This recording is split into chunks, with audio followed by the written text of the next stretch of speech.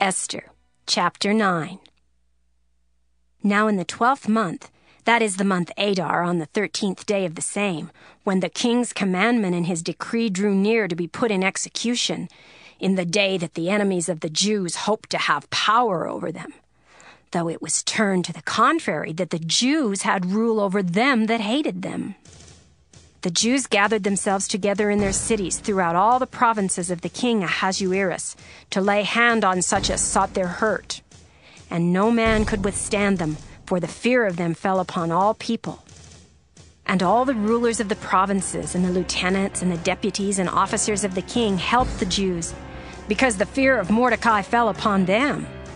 For Mordecai was great in the king's house, and his fame went out throughout all the provinces, for this man Mordecai waxed greater and greater. Thus the Jews smote all their enemies with the stroke of the sword, and slaughter and destruction, and did what they would unto those that hated them. And in Shushan the palace the Jews slew and destroyed 500 men. And Parshandatha, and Dalphon, and Aspatha, and Poratha, and Adaliah, and Aridatha, and Parmashta, and Arizai, and Aridai, and Vajezatha, the 10 sons of Haman, the son of Hammedatha, the enemy of the Jews, slew they. But on the spoil laid they not their hand. On that day the number of those that were slain in Shushan the palace was brought before the king. And the king said unto Esther the queen, The Jews have slain and destroyed 500 men in Shushan the palace, and the 10 sons of Haman. What have they done in the rest of the king's provinces? Now, what is thy petition, and it shall be granted thee? Or, what is thy request further, and it shall be done? Then said Esther, If it please the king, let it be granted to the Jews which are in Shushan to do tomorrow also according unto this day's decree, and let Haman's 10 sons be hanged upon the gallows. And the king commanded it so to be done, and the decree was given at Shushan, and they hanged Haman's 10 sons. For the Jews that were in Shushan gathered themselves together on the 14th day also of the month Adar, and slew 300 men at Shushan, but on the prey they laid not their hand. But the other Jews that were in the king's provinces gathered themselves together, and stood for their lives, and had rest from their enemies, and slew of their foes 75,000, but they laid not their hands on the prey.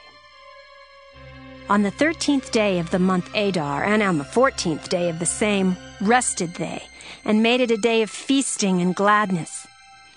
But the Jews that were at Shushan assembled together on the 13th day thereof, and on the 14th thereof, and on the 15th day of the same they rested, and made it a day of feasting and gladness.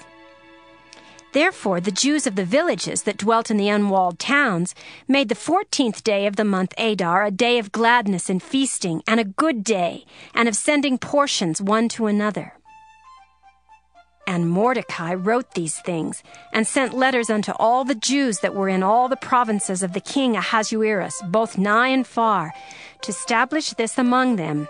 They should keep the 14th day of the month Adar, and the 15th day of the same yearly, as the days wherein the Jews rested from their enemies, and the month which was turned unto them from sorrow to joy, and from mourning into a good day. They should make them days of feasting and joy, and of sending portions one to another, and gifts to the poor. And the Jews undertook to do as they had begun, and as Mordecai had written unto them, because Haman the son of Hammedatha the Agagite, the enemy of all the Jews, had devised against the Jews to destroy them, and had cast pur, that is, the lot, to consume them and to destroy them.